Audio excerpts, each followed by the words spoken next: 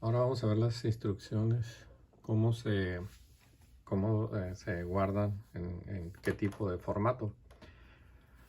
Y aquí vemos que el formato general es para la memoria, que consta de 32 bits. Del lado derecho vemos que tenemos los bits definidos por el usuario, del 0 al 15. Los bits 16 al 24 son para datos, son 8 bits. Los bits 25 al 28 son 3 bits, son para probar T0 a T7 o a T5, dependiendo cuál se esté usando. El bit 29 es el que controla la polaridad.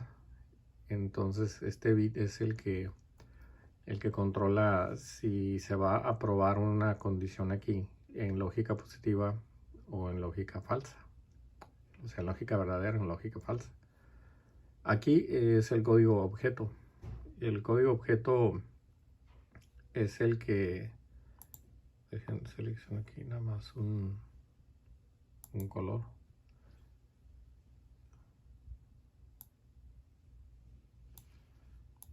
Y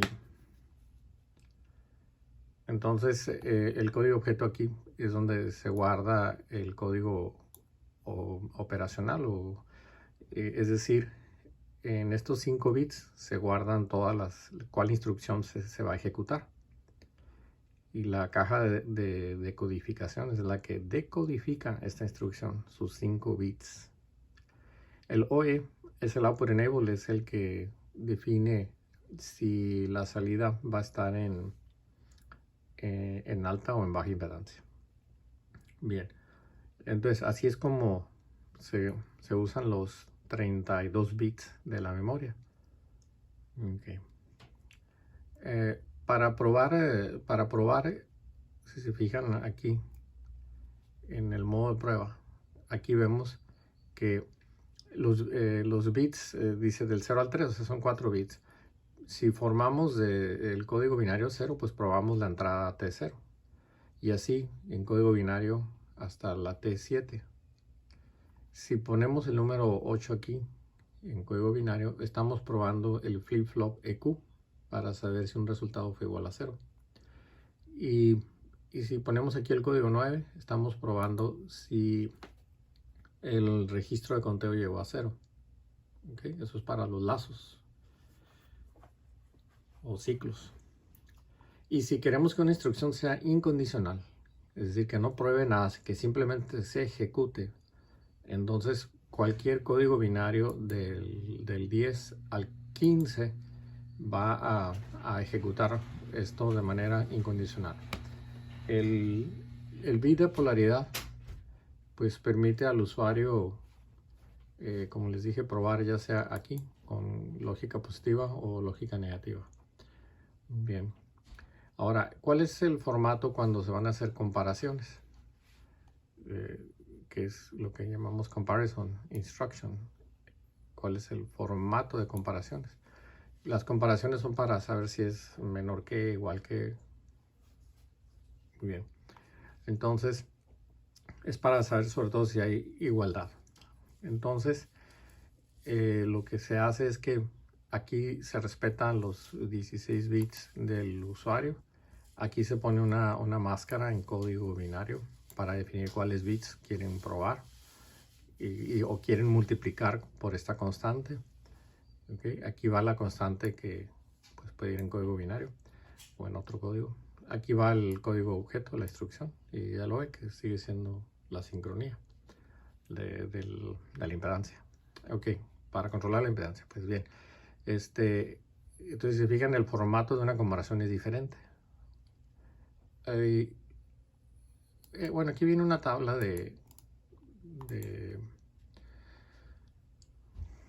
para el registro pipeline, pero ahorita no es importante verla. Lo que sí podemos aquí considerar es que esta tabla define el bit de polaridad del convertidor exclusivo con respecto a la condición que se está probando. Entonces, si se fijan, si el bit de polaridad está en 0, 0, 0, o sea, pues dependiendo cómo van a hacer la prueba, 0, 0 falla, 0, 1 pasa, O sea, si es un OR exclusivo, si son diferentes pasa, si son iguales, falla.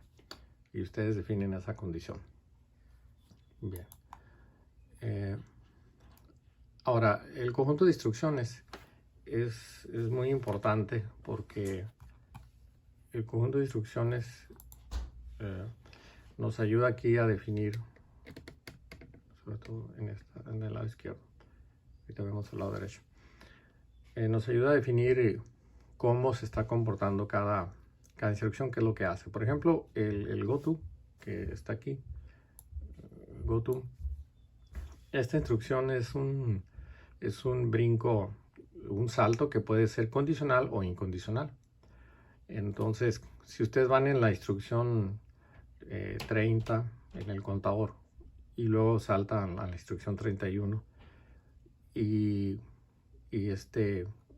si la condición es verdadera, si falla, pues se va a la 31, pero si la condición es verdadera, entonces los datos grabados en el campo PL, que se llama, del formato de la memoria, esos datos pasan al contador del programa y entonces cuando iban a la localidad 31 salta a la localidad 40. Por eso aquí del lado derecho, aquí en esta sección,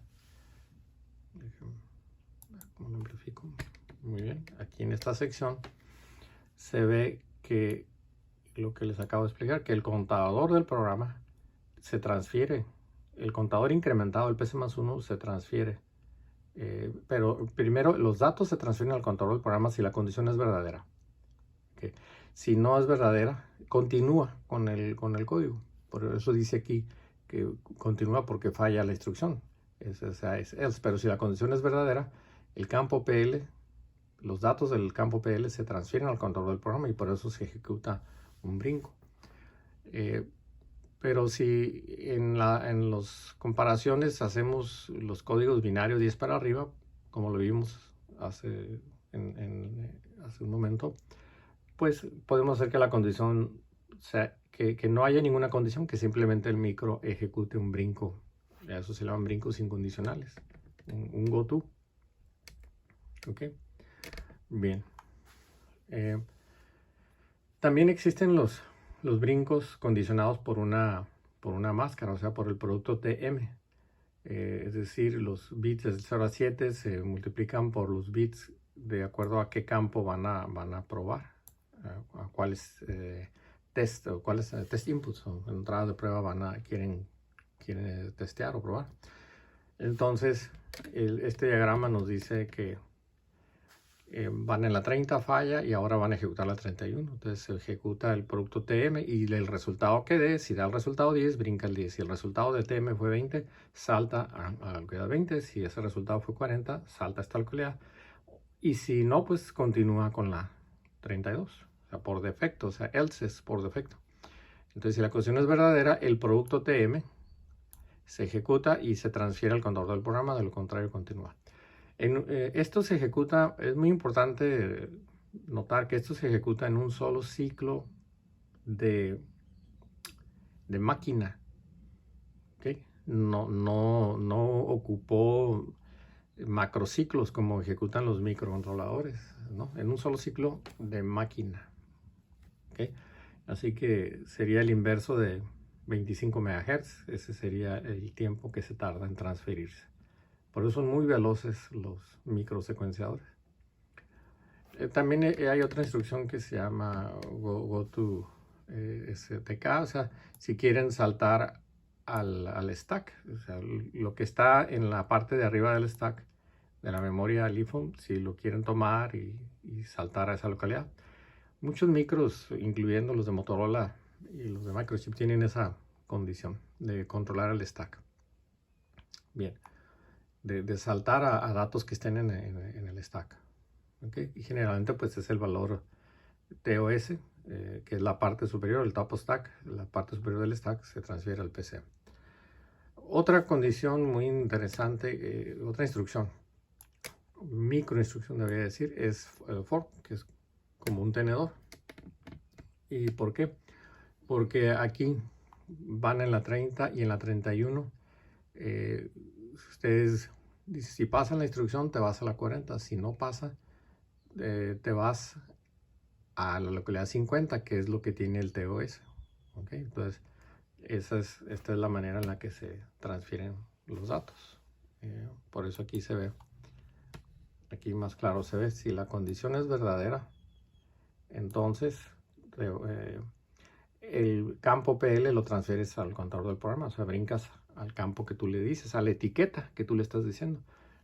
No se cumple, entonces tomas el TOS y lo transfieres al contador del programa, o sea, saltas a esta localidad grabada en el TOS, que es la parte superior de la memoria del hijo. Bien. Para llamar a subrutinas como CallPL, puede ser un CallPL sencillo o puede ser un CallPL condicional. Entonces, por eso ustedes pueden aquí indicarle que si van en la localidad 30, falla en la 31. Si la condición es verdadera, te están diciendo, entonces llama a esta etiqueta, llama a esta, vamos a decir, a este método, a esta subrutina. Entonces, si la condición es verdadera, entonces el TOS se va al stack. El PC más 1 se va al TOS, el PL se va al PC, de lo contrario, continúas con el programa, o sea, el PC más 1 se va al PC. Por eso, de lo contrario, si no se cumple, pues se va a la 32. Pero si se cumple, ¿por qué cuando llaman a una subrutina el TOS se va al stack? Porque tienen que guardar el contador del programa, el incrementado, lo tienen que guardar al TOS. O sea, el TOS significa que la parte superior se empuja un nivel hacia abajo y luego el contador del programa incrementado se guarda en el TOS porque ustedes deben de saber aquí a dónde van a regresar. Si no grabaran esto en el TOS, el micro no sabría a dónde regresar cuando encuentre un retorno. ¿Okay?